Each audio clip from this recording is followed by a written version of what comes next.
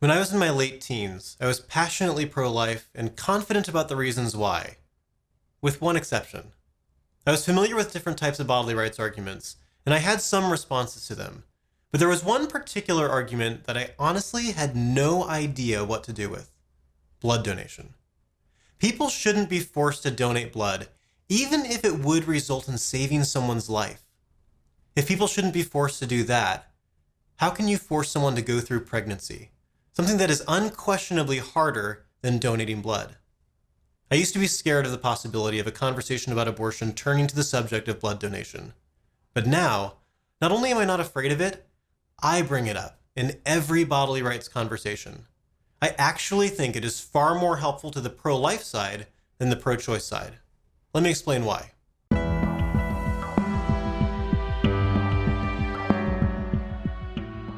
There are two very different approaches to responding to bodily rights arguments. I call the first the obligation to help approach. This is the one I was committed to for a long time. I didn't argue that you always have an obligation to help people, but that in certain circumstances you do, and that pregnancy ought to be considered one of those. If you just finished swimming laps at your local gym, and as you're about to go home, you see a child fall in the deep end of the pool, it doesn't feel wrong to ask you to jump in and save that child. And we ask parents to make reasonable sacrifices for their kids all the time. When as a teenager I was faced with the example of having your kidneys hooked up to a world-famous violinist, I'd point out that the violinist story is different than pregnancy, because it's a much bigger ask than pregnancy. I would say that you have an obligation to help an unborn child in this way, but you don't have an obligation to help a violinist who has been hooked up to your kidneys. While there's something legitimate about the idea that you can ask people to help sometimes, I think it's ultimately not the most persuasive way to respond to bodily rights arguments. In America right now, the importance in people's minds of personal bodily autonomy is absolutely paramount. And because of that, many people will say that a woman can't even be obligated to breastfeed her infant, even if that's the only source of nourishment for him. They will firmly say that you don't have to use your body to help someone. I'm not saying the obligation to help approach can't work. I've seen it persuade plenty of people. I just think the second approach is more persuasive to more people. It illustrates a clearer, more fundamental problem with abortion. I call it the obligation to not freaking kill people approach. You can call it the obligation to not kill approach for short. This approach doesn't bother arguing for when you are obligated to help other people and when you aren't. It argues the very modest claim that you never have the right to intentionally murder innocent babies. The problem with abortion isn't that the baby is entitled to help and you're refusing to give that help. The problem is that you're killing the baby. Let's take a closer look at what is happening in abortion procedures. In the earliest stages of pregnancy, the woman ingests a drug to separate the embryo from the placenta, which is how he gets his oxygen. After he suffocates, she takes a second pill to cause cramping in the uterus to expel the now dead embryo. Once the fetus is too big for the woman to safely have a chemical abortion, the abortion practitioner uses suction or forceps to dismember the fetus. If the fetus is too big for a dismemberment abortion, he is first given a shot of digoxin to stop his heart, and then the woman gives birth to her dead baby. If someone killed a toddler by either suffocation, lethal injection, or dismemberment, no one would suggest that you had just decided to not help him. These are lethal actions against a helpless, innocent person. Once you're pregnant, you only have two options: help by carrying the pregnancy to term, or kill. There is no "I just refuse to help" option. In many other circumstances, you have a don't help option. For instance, suppose you're the only person around who is the right blood type for someone who is bleeding to death. You can help, you can not help, and you could also physically attack them and kill them.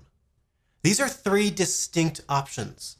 In pregnancy, though, as soon as fertilization is complete, there is a healthy, innocent person in your body, and disconnecting him from your body amounts to removing his oxygen supply. It's kind of like discovering that a homeless person wandered onto your boat after you're already miles from shore. You can help by allowing the person to be on your boat until you get to shore, or you can kick him off the boat where he will surely drown. That is killing. There is no refuse to help option that doesn't also include killing. I wouldn't normally ask someone to tolerate a stranger on their boat. I'll ask it for as long as it takes to get them to safety, because there's no other non-violent option. The same is true of pregnancy. I wouldn't normally ask someone to make that kind of physical sacrifice. Again, I wouldn't even force someone to donate a pint of blood. But in this situation, the only alternative to helping is intentionally killing an innocent person. Hypothetically, if my only options were to either donate a pint of blood to a healthy but vulnerable person, or kill that healthy but vulnerable person, and there actually was no refuse to help option, it just comes down to help or kill, then I think I'm obligated to donate that blood. It's not because you are generally obligated to help. It's because you may not kill innocent human beings. Sometimes this feels unfair to the pro-choice people I talk to. In the violinist story, you can just unplug. You have an out. And that's not the case with pregnancy. So let's change the violinist story to reflect that. Let's say that if you unplug from him while he's still alive, you'll die. But after he's dead, you can safely unplug. Let's say you have a machete next to your hospital bed. Can you hack him to pieces in order to unplug? I don't think so. I'm sure some people would. But the famous thought experiment sure loses a lot of rhetorical force when it puts you in the position of someone who kills an innocent person instead of just refusing to help him. The obligation to not kill approach uncovers the incredibly misleading nature of bodily rights arguments. They paint abortion as a mere withdrawing of support. But the unborn is not a terminally ill person that you're simply withdrawing life support from. Abortion is killing.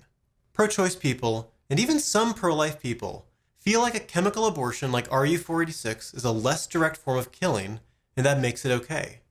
They are wrong. A chemical abortion is a less direct form of killing, but that doesn't make it okay.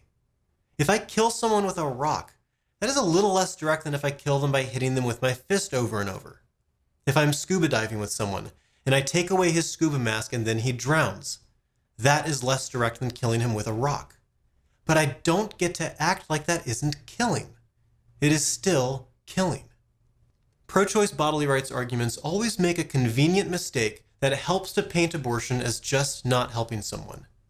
They treat a healthy fetus like a sick person. If it's in thought experiment form, they have a sick stand-in for a perfectly healthy fetus. The violinist is dying of kidney failure, and he needs your help. Someone is dying of blood loss. They need your blood. You might be wondering, this distinction, healthy versus sick, why does it matter? There are always differences when people make analogies, and often they aren't relevant. This one matters, because when a healthy person winds up dead in a medical thought experiment, it isn't because you didn't save them. If at point A you have a healthy person, and at point B you have a dead person, and all that happens between point A and B is a medical procedure, don't pretend the surgeon just didn't help them. If the person being operated on is dying, and at the end of the surgery he's dead, it might not be on the surgeon. It could be, but it's less clear. Maybe he just died and couldn't be saved. He was sick after all. The violinist story can pretend that abortion isn't killing because you aren't actually doing anything to the violinist. You're just not helping him. So when he dies, that isn't on you. By contrast, abortion takes a life that is perfectly healthy, just underdeveloped and vulnerable, and it intentionally snuffs it out. Abortion is not just the refusal of assistance to an embryo. You might be thinking, sure, the embryo is healthy, but you just admitted that it's underdeveloped. Ha! Same difference. Being underdeveloped and vulnerable is different than being sick. A newborn is too underdeveloped and vulnerable to swim. We all know that. So if you drop it in a lake, that isn't just you not helping it. If you take a healthy but vulnerable fetus with underdeveloped lungs and take the placenta away from it, that isn't just not helping it. That is killing it. That's the point. I'm not arguing that strong people always have an obligation to help all innocent, vulnerable people. I'm arguing that strong people always have an obligation to not freaking kill innocent, vulnerable people. There's a reason I used to avoid the obligation to not kill approach. Sometimes discussions about killing versus letting die are too confusing for most people to sort out. What is the distinction between killing and letting die? In what cases is it morally relevant, and in which cases is it not? What about the famous trolley cases? And while it's true that some cases are confusing, some cases are really not. And that's why now I bring up blood donation. Blood donation is really clear and very helpful to distinguish from abortion. If you are dying of blood loss and I don't donate blood to save you, I'm not a murderer. You died from blood loss, from some sort of injury, and I didn't save you. That might make me a bad person, but not a killer. If I take an axe and dismember you, I'm a killer. If I give you a lethal injection, I'm a killer. If I intentionally take away your oxygen tank when you're on the ocean floor, I'm a killer. Let's not fool ourselves. Abortion is killing, and the doctors who perform them are killers. There are emotionally understandable motivations to frame abortion as being something other than killing. Many of us know women who have had abortions, and men who have also participated in abortion by encouraging or even pressuring the woman to have one. Calling abortion killing means saying that millions of men and women have participated in killing. That's an incredibly painful pill to swallow, and it'd be much more comfortable to act like abortion is just not helping someone. But I don't think it is in anyone's best interest to act like abortion is something other than what it is. The only way to end abortion is to acknowledge what it is and encourage the men and women who have participated in it to get the healing they need. I'm Timothy Brahm with Equal Rights Institute.